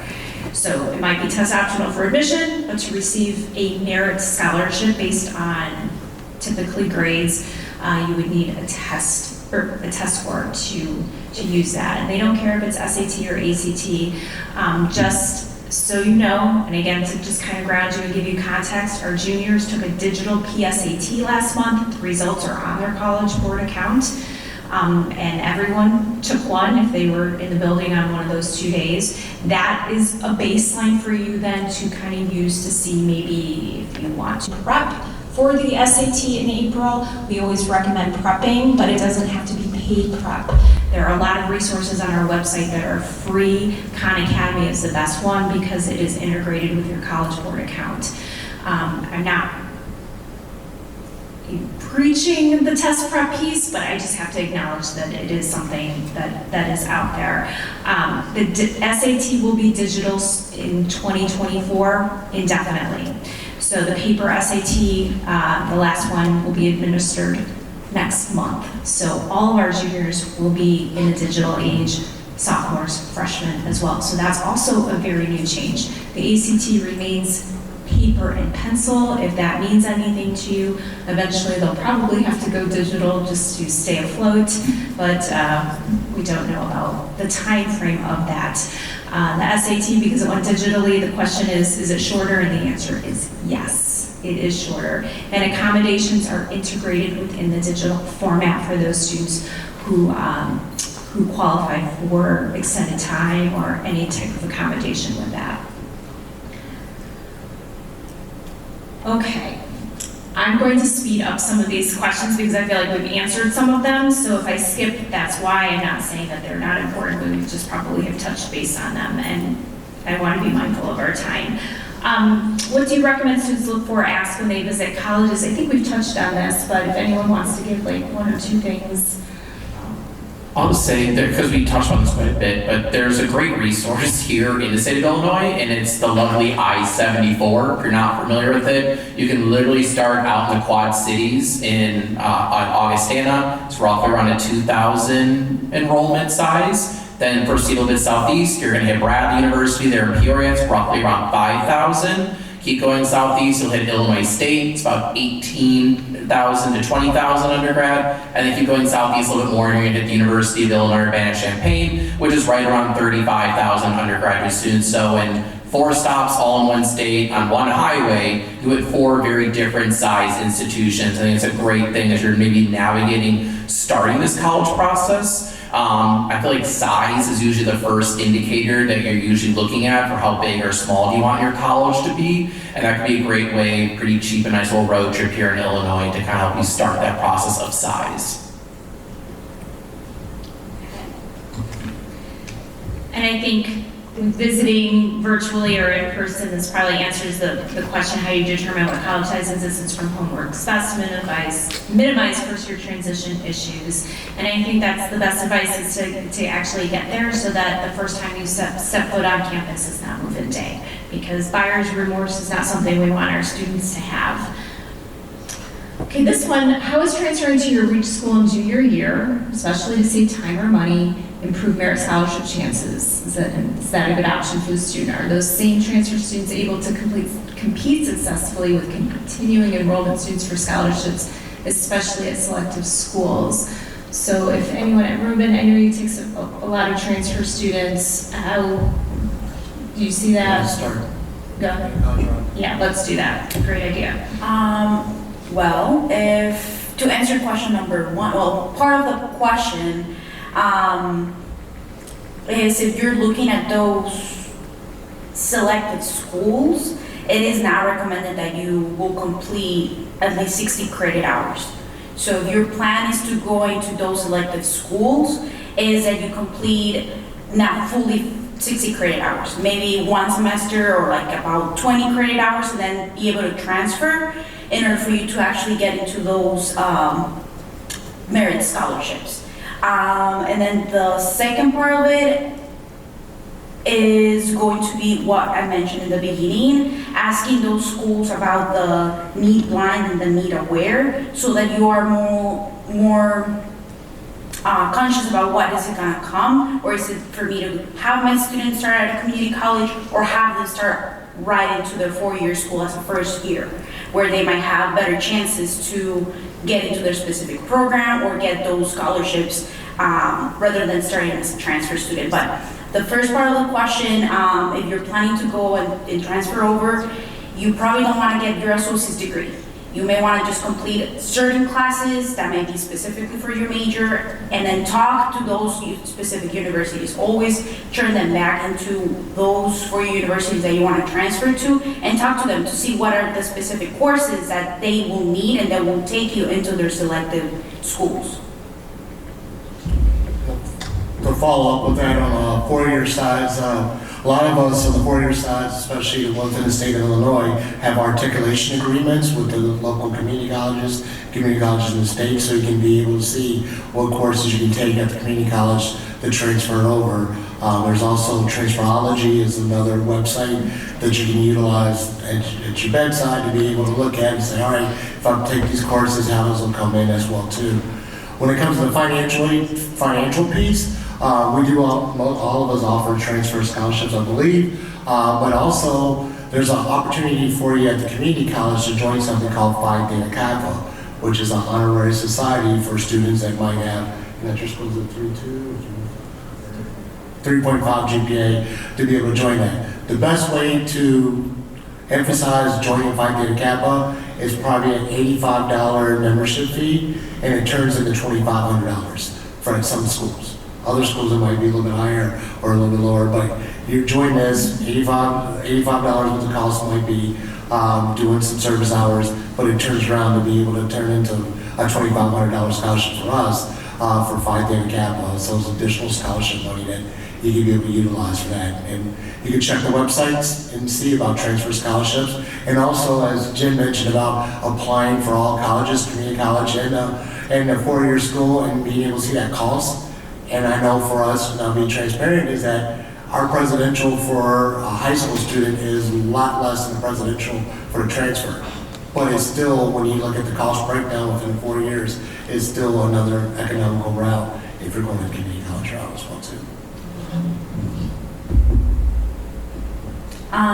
Because this question I interpreted it in a way that you were looking at selective schools, but if you were looking at the route of starting at a community college and then be able to transfer because you want your student to be around home or because of the affordability and be able to save money, if your goal is to start 2 years at a community college and then transfer, then yes, there will be opportunities where it will come from merit. It will still be financial opportunities and scholarship opportunities where the student may be able to transfer and get those scholarships. At Oakton, if your student is part of the honors program and they complete at least 18 credit hours of honor courses, we have specific universities that we have partnerships with where the student may be getting a full ride at that 4-year university. So being able to have your student involved into their academics, honors programs, and the Phi Theta Kappa, and be able to just build out your GPA, maintaining that GPA, you could get those merit scholarships as a junior, as a college junior, transferring to a 4-year school. I will say though that if this is your intention and you're thinking transferring for perhaps a better admission opportunity at a highly selective with scholarships, you just want to look ahead because there are some highly selective schools that do not offer transfer admission. So University of Chicago does, and that's wonderful, but there are some that don't, or very small percentage of students. So it's not necessarily maybe the best pathway. It might be directly out of high school, actually. So, but there's a lot of different avenues. We have students who have, their list includes a variety, maybe not just of selectivity and financial affordability, but also like merit scholarship potential, because there are some schools that don't offer merit scholarships and then some that do. And I think some students are surprised to hear that Oakton has scholarships. As a community college, they offer scholarships. So that's always good to know too. And often students are looking at 4-year and 2-year parallelly, so that they're exploring, because even if they ultimately decide or know from the beginning they want to start at a community college, they're eventually going to transfer. And so they're doing the research now, because eventually they will be transferring down the line. Okay, I'm gonna skip a couple. The admission requirements for athletes. Ruben, you want to talk about it for D3? Then D1, we're gonna have a whole nother parent academy on it. So maybe just a quick note about We're gonna put that athletes. plug in at the Parent Academy. We'll probably talk about the Division I athletes, but just to speak about Division I and possibly Division II athletes, there's something called the NCAA Clearinghouse, which you'll learn more about if you haven't, but every high school has like a clearinghouse coordinator to be able to get that. For on the Division III side, it's basically your admission to the institution. That's kind of like your admission requirement. So like, I'm a former Division III athlete and also Division III coach, and so basically it's whatever your admission requirement is what's going to be for student athlete. Now, in regards to being recruited for that school, most of the schools have like a recruitment form on their athletic website that you can complete to be able to have the coaches be able to recruit you or be in contact with you regardless. But there's different rules, and we're not going to go through that. You'll get that at the next Parent Academy.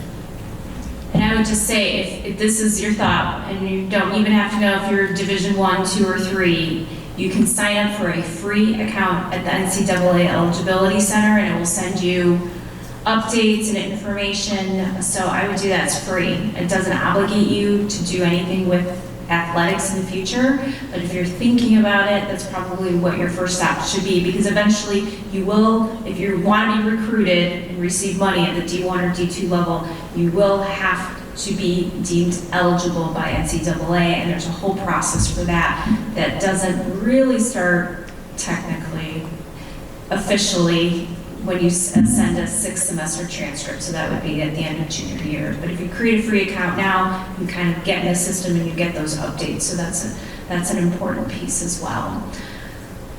Okay, what attributes are you looking for when selecting incoming students? And it's going to be very different, yet very similar probably. So if you could say maybe like one thing that you're looking for as you're reviewing an application, and I realize that they may intersect and overlap, but one thing that you're looking for.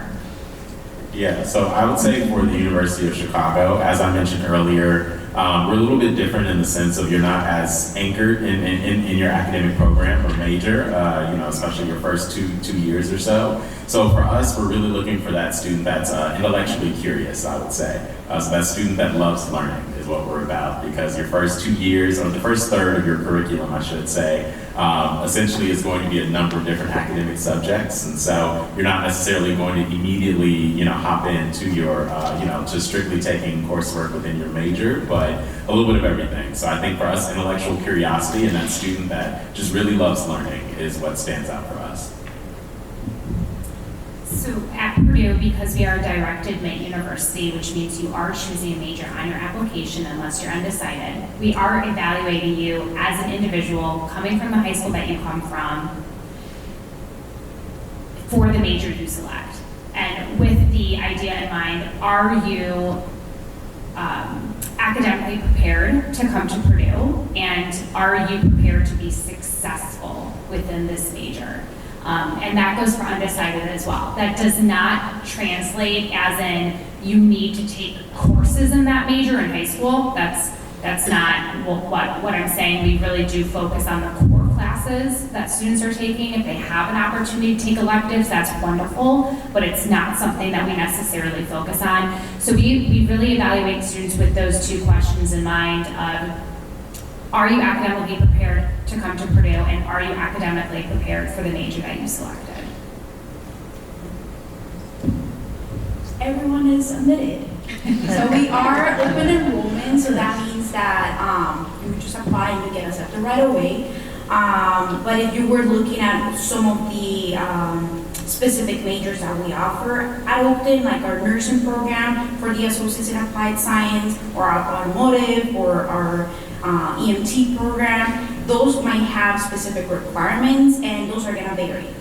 So you may have a specific GPA, you might have completed already specific science courses or prerequisites for that specific program in order for you to apply. But regardless of what you want to go into, Oakton will admit you. And then at Elon, we review what's called holistically. So it means I'm looking at everything that's in the student's application equally and all together. So like one thing is not weighted more. So I'm really looking at their grades, their rigor, if they apply for the test score, great. I'm looking at their extracurricular involvement, any honors or awards they received, as well as the essay. I will say for a lot of colleges out there, the big two that are usually going to stick out is maybe first their grades, but then also their involvement, because they want to make sure that students have that balancing act, a little bit of practice there before they get to college. So the big thing about college is obviously going to classes, but you also got to handle that social life on top of it that college brings. They want to make sure they're able to handle that when you get to their university.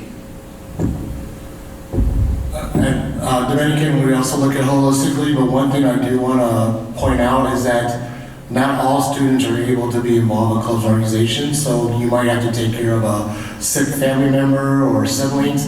Please put that on your resume or your application activities, because we understand that you might have to get a job or you have to take care of family members because you're that second mom or second dad for your siblings, and that speaks volumes when we're reviewing your application, that we know that you're still involved in doing something as a leadership. Great. Okay, I'm going to open it up to the audience. If there's anyone who has a question that is willing to ask it. Yes, ma'am. I know that at Oakton, or I heard that if you major in engineering, that you're automatically accepted into schools like ULI. You don't have to separately apply to graduate. Are there other majors at Oakton that also work the same way?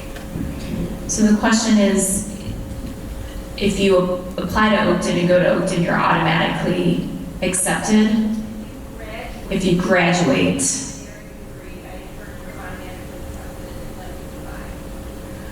Yeah. I think you may be referring to the Pathways program. So Oakton has the engineering pathway with U of A and Champaign. So that's a specific program that we have partnerships with, and for that specific program.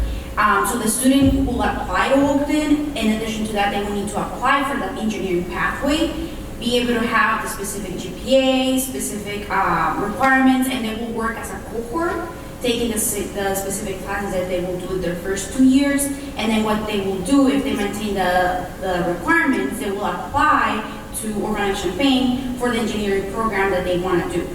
And then if they do apply, that's the partnership where it all works out, is that they will get accepted right into the engineering program, because if a student applies as their first year, those programs are very competitive.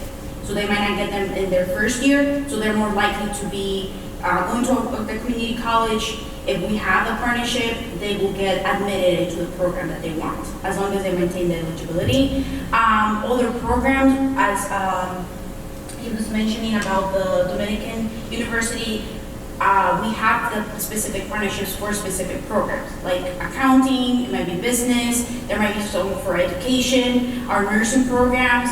So it would all depend on which college you're looking at.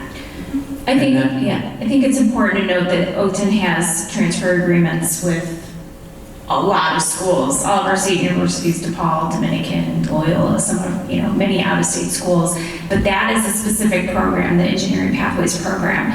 So you would apply as a senior. So what a lot of students do is they apply to a 4-year engineering program, and then when the application, and it becomes available in January. It's usually like in February or March.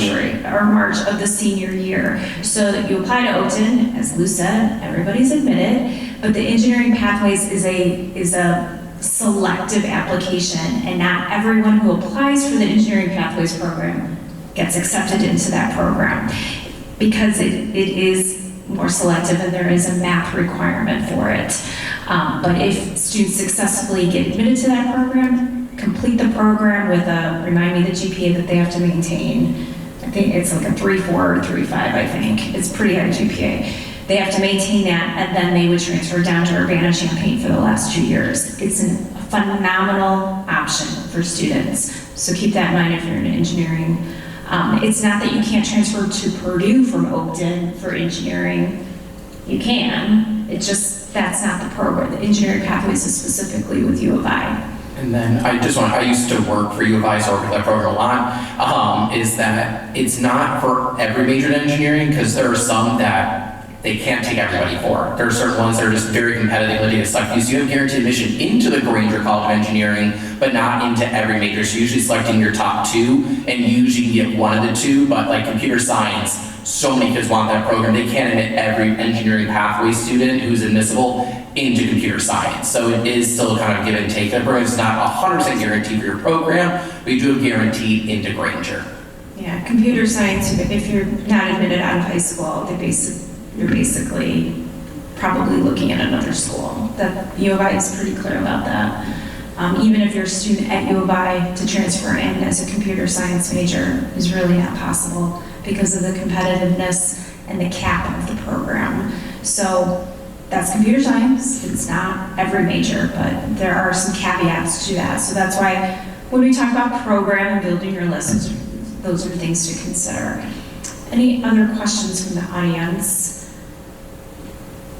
And we'll stick around. We will head out because we do want to wrap up in the auditorium and let the equipment be taken care of and put away. I want to thank our panelists for their time and participation and just their willingness to talk and work with our students. I can't stress enough how important they are in the process. And sometimes just underutilized because they want to work with our students and admit our students. So thank you for your time. And like I said, we'll kind of head out toward the lobby. So if you do have a question that you didn't get answered, you can kind of find us out in the lobby. But thank you for coming. And we'll be in touch about more details on future academies.